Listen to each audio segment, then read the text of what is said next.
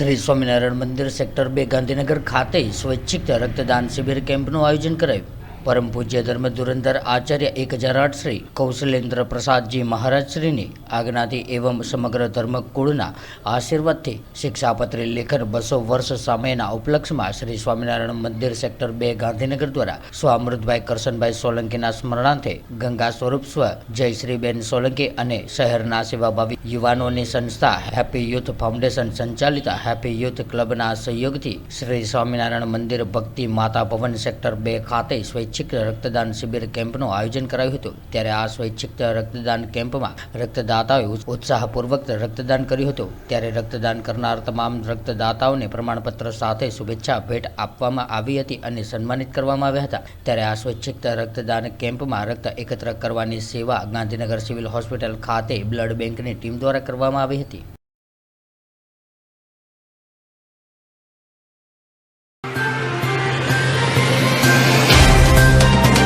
तो WhatsApp, Twitter, Facebook, Insta जहाँ भी आपका अकाउंट है, इसे शेयर बटन के द्वारा वहाँ पर शेयर करें।